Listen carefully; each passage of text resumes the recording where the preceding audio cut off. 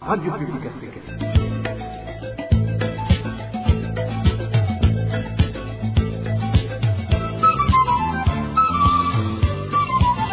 Radio Publique Africaine.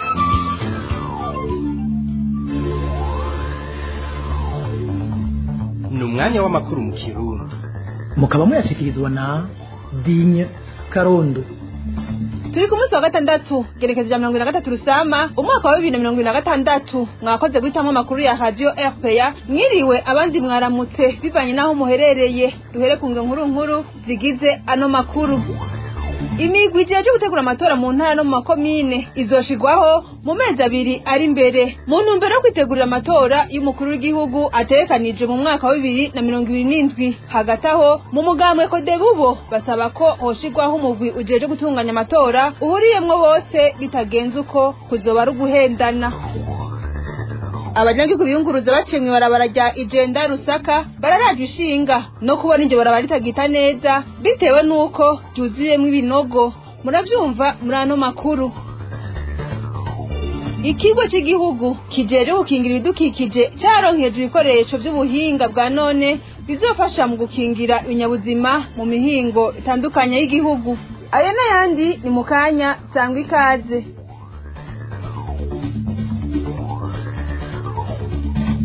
Ndasubiye kubaramutsa duha n'amakuru muyavugwa muri politike. Imigwi ijeje gutunganya amatora mu ntara no makomine izoshigwaho mu kwezi kwa mukakaro kuri mbere mu ntumbero yo kwitegurira amatora y'umukuru w'igihugu atekanijwe mu mwaka wa 2027. Ivyo byatangaje n'umukuru w'umugwiseni kuri wa kane igerekezo ya 21 Rusama umwaka wa 2026 inyuma y'inama yo mu mwiherero yatunganije n'uwo mugwi hamwe n'ubushikiranganje bw'intwaro yo hagati mu gihugu. Prosper Ntahogwamiye akaba tomoye kuruhara w'intwaro yo mu gihugu hagati ari ntangere muri uwo mugambi nk'uko byafunditswe n'abegwa n'amatora mu muhonano baherutse kugirana n'umukuru w'igihugu. Kurikire Prosper Ntahogwamiye arongoye umugwi w'igihugu ujeje gutegura amatora seni. Mu kwezi kwa kane itariki 22 nyene icubahiro umukuru w'igihugu yaratanguje isekeza ry'ibikorwa byo kwitegurira amatora y'umukuru w'igihugu mu 2027. Hanyuma muri iyo ntumbero umugwi seni nawo wari wateguye inama hamwe n'abegwa n'ivy'amatora. Hariho umugwi w'imigambo 5 yacandikira ikete nyene icubahiro umukuru w'igihugu imubwira yuko mu gihe ivyasabwe bayarimbuye amatora yabaye mu 2025 bitoja mu ngiro batazoshobora gukurikirana ibikorwa byo mu gwiseni ukoresha. Nyene icubahiro nko muvyibuka kwigenekerezo rero ya 15 z'uku kwezi nawe yaragirishije inama nabegwa n'ivy'amatora. Rero kimwe mu vyasabwe byari byuko ntwaro mu gihugu hagati yogira iciterereye mu ibikorwa bijanye no kuringaniza amatora kanatsinda murazi yuko amatora abera mu gihugu hagati akagirwa n'abene gihugu hakaba ari ubushikiranganje rero bujeje gukurikirana ku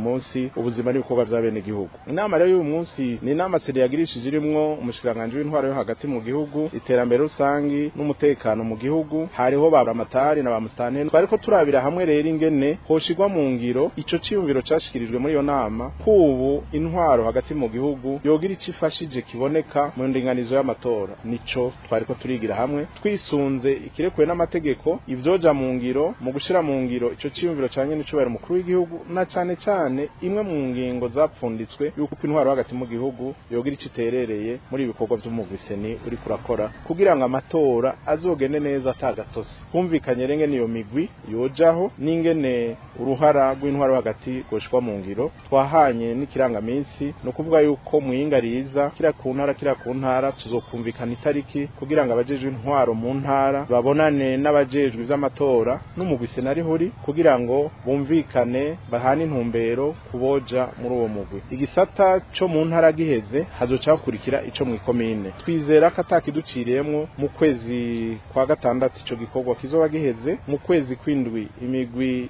iserukira seni mu ntara yose izobigiyeho naye gacitangura kubonana n'abajejwe n'ivy'amatora ku buryo mu mpera z'ukwezi kwindwi sesi nazo zojaho kugira ngo ibikorwa nyezina vy'amatora bitangure kuja mu ngiro. Naho biruko umugambwe Kodebuwo umenyesha ko utashimye ivyavuye mu monano mukuru w'igihugu yagiranye n'abarongoye imigambwe kwa 15 Rusama kugira bigire hamwe uko amatora yogenda neza. Kefa Nibizi arongoye Kodebu abona ko kuba abajeje intwaro bahawe ikibanza kinini mu gucungera amatora binyuranye n'amategeko, agasaba ko hoshigwaho umugwi ujeje gutunganya amatora uhuriwemwo na bose, ahandi ho bitagenze uko koba ari guhendana. Kurikire Kefa Nibizi arongoye umugambwe Kodebu. Ndahonyanga rwose ubwigenge bw'umugwi seni, ubwigenge busanzwe buvugwa n'ibwirizwa shingiro hamwe itegeko rigenga amatora. Aha twovuga nk'ikibanza kinini cahawe abajejwe intwaro mu vyerekeye gushiraho imigwi ijejwe amatora mu ntara n'amakomine,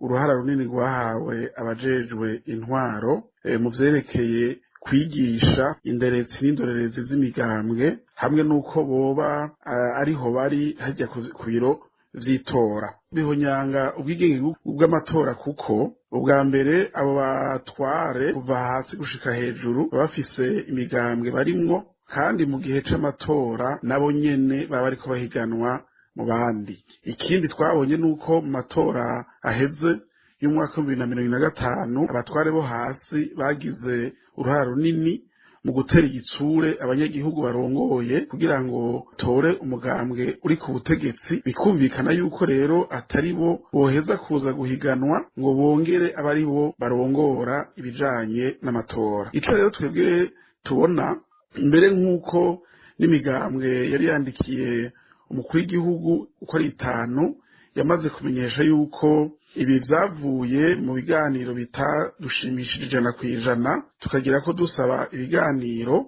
ko bibandanya. Tubona yuko ubwa mbere ivyo biganiro vyobandanya, kandi ikindi cihutirwa gusumba ibindi kugira ngo amatora azemerwe na bose nuko basubiramo gutunganya neza umugwi seni, n'ubu mugwi urimwo abantu bava canke begamiye ku mugambwe umwe, hamwe n'imigwi ibukomoka gushika ku biro vy'itora, hakabonekamwo imigambwe myinshi itandukanye kumbure n'abandi bagize amatora, kugira ngo turabe yuko umuntu yogira icizere ko iz'amatora bishobora kugenda neza, bitabaye uko tuzoba dusa n'abariko turahendana dusigana inkore ku maso. Uyu akaba yari Kefa Nibizi arongoye umugambwe Kodebu. Mu kiringo c'imyaka 2 amazone agize igihugu adafite umuyaga nkuba azoba yawuronkejwe. Ivyo bivugwa n'uburongoye shirahamwe Regideso mu vyo rijeje harimwo gutanga umuyaga nkuba.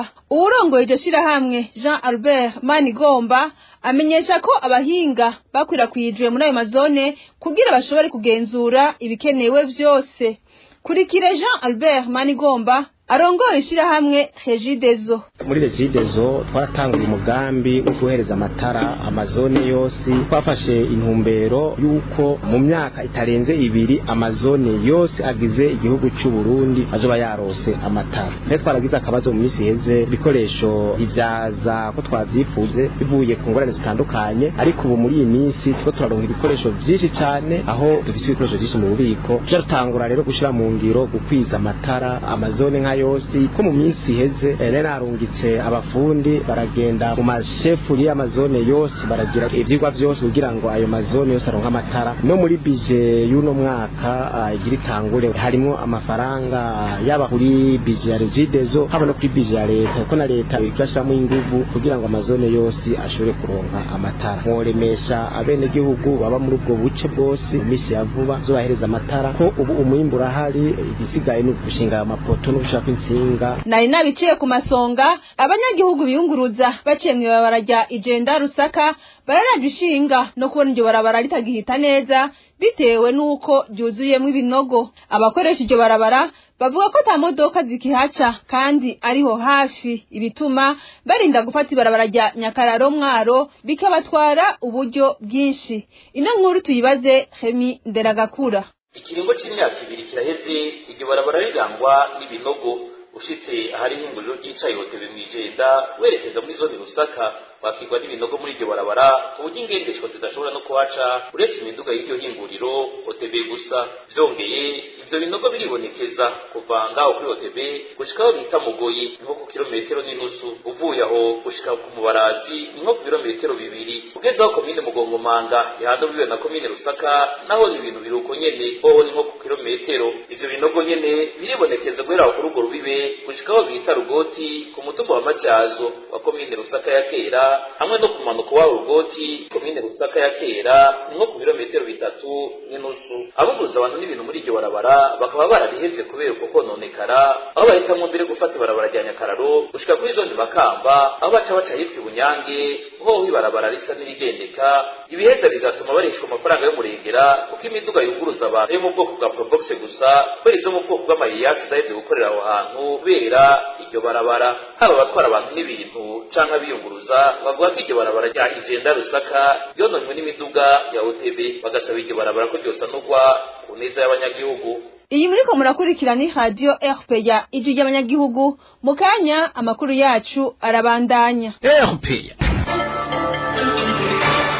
Abanyagihugu muri zone bwa Sare komine Muyinga intara Buhumuza baridogera bajeje intwaro kubera amafaranga 5,000 batangishije ku munsi wa gatatu heze ku ifumbire bari basanzwe bararihiye kuva kera mu gihe babwiwe ko ayo mafaranga arayo kwishura igitoro n'imodoka yazanye iyo fumbire. Abo banyagihugu bo bavuga ko basahuwe. Ni inkuru mwateguriwe na Jeanje Nini Nahazwe. Iyo fumbire abanyagihugu bo muri zone bwa Sare muri komine Muyinga baronkejwe kuri uno wa gatatu niyo mu bwoko bwitwa Imbura. Iruhande yuko iyo fumbire bayihawe igihe cyo kuyikoresha cararenganye kera, abanyagihugu batangajwe n'amafaranga 5,000 ku gafuko kamwe babanza gusabwa kandi bari baramaze kuyirihira kera bakabwirwa ko arayo kuriha imodoka yazanye iyo fumbire nk'uko uyu munyagihugu abivuga. Ni fumbire iherutse kuza yangana n'itoni 30. Iyo fumbire rero dutangazwa n'ukuntu yaje kandi ikaba igize intwaro kandi tunababoneye intwaro gusa kuko dufite amashyaka ko n'umuganga ushobora kubifitemo uruhara tubona ingene badusaba 5,000 ku gafuko ngo barihire n'imodoka yawuzanye dufashe izo toni 30 tubona yuko bishobora kuba ari nk'imifuko igera nko ku 1,200 ku gafuko. Rero bagenda basaba inoti ya 5,000 ni kuvuga ati tubona ko ari miliyoni hafi 6 zigiye mu mifuko yabo bamwizone mu ntwaro sinzi ko n'umuganga wose uruhara. Bikaba rero ngo bidatahuritse ingene imodoka yazanye uwo mwavu yoba yakoswe amafaranga ashika imiliyoni 6 ku munsi umwe wonyene. Twebwe nk'abenegihugu baba muri zone ya Bwasare byaratangaje cyane kubona n'usanzwe ahagarariye ubutunzi mu komine yaraje kugira ngo asipure avuga yuko ibitonyene byabuze. None kuvuga iyo modoka yari izana umwavu duharuye warose umwavu wese ko mbona yatega gutanga 5,000 none iyo modoka yari baba bayikose miliyoni 6. Abanyagihugu bo muri zone bwa Sare bakavuga nyabuna ko ubwo ari ubusuma bweruye bakorewe n'abajejwe intwaro babarongoye ndetse bafadikanije n'umugambwe uri ku butegetsi. Tuvi Muyinga dusimbire mu ntara ya Gitega aho abanyagihugu babandanya kwiyamiriza inzoga zikorwa mu Burundi zibangamira amagara y'abantu ndetse zikanabahitana. Bamwe mu baganire na RPA baho ku mugwa mukuru wa politike bavuga ko leta iri kifata minenegwa amagara yabo mu gihe ivuga ko izo nzoga ziwujijwe ariko zikaguma zicuruzwa ukuri kwamye. Kuri kirumwe muri abo banyagihugu nk'abanyagihugu turibaza imvugo ya leta iguma yerekana yuko idashyigikiye izo nzoga zidandazwa z'udukara bwayo mugabo umuntu akiyumvira ati none bigenda gute kugira ngo leta yanirize yuko atazigi idashaka zikorwa mugabo izo nzoga zikabandanya zitangwa ku mugaragaro. Twibaza rero impamvu baguma bagira umukino ku magara y'abanyagihugu bikadutega ubwenge kuko ugiye kuraba twibaza yuko leta ibifitemo uruhara runini cyane kubera abantu badandaza inzoga barabazi. Umuntu wa mbere n'ujyana ikintu mu Kayanza n'abadandaza zirya akora igifite ingero zirya za kiki n'izindi nzoga nyine zikoze mu bitoki. Izo nzoga ugiye kuraba akarero nko kuri kiki ni inzoga bavuze yuko zibangamira amagara y'abantu bagiye kuziduza ngo kugira ngo zirehe amafaranga menshi zigurwe amafaranga menshi ngo kugira ngo bajye mu gihugu bato ntibaze bagishobora kuzigira. Mugabo bacu bahindura sisiteme abadandaza bagashaka kuzitaya mu bucupa butoya bw'uburyo bw'ubugondo nibwo bazidetayamo. Kera umuntu mu kuyigura wayigura amafaranga ashika 3,000 bigeretse mugabo ubu n'ufise 1,000 araronka. rero tukibaza none daboro inzoga zirabikuriwe ahantu hariho hose mu butiki ko zibateka barakwiye gufata inzoga bakazishyira mu bubari yemewe n'amategeko. Abo banyagihugu bavuga kandi ko bazwi ariko ntibakomwakomwe ngo amahinguriro yabo yugagwe, leta ishira imbere inyungu zayo gusumba amagara y'abanyagihugu. Dusubire tumukurikire. Ndiza kwera iki kera inzoga zitwa za kanyanga abanyagihugu bahora bahingura inanasi bazitegereje zigahera zikavaho burundu.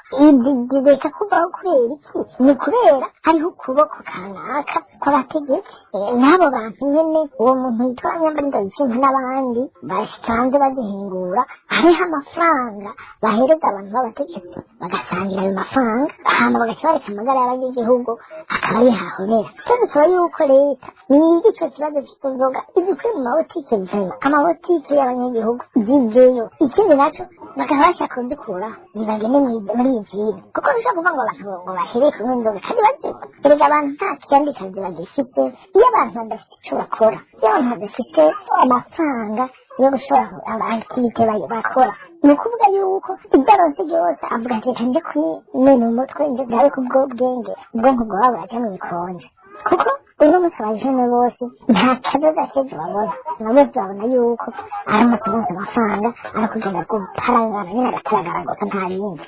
Leta nireshe kututunyoni ubwo nabivuga yuko itagishyigikiye ahubwo niyo ya mbere igishyigikiye kuko abo bantu bagikora irabazi.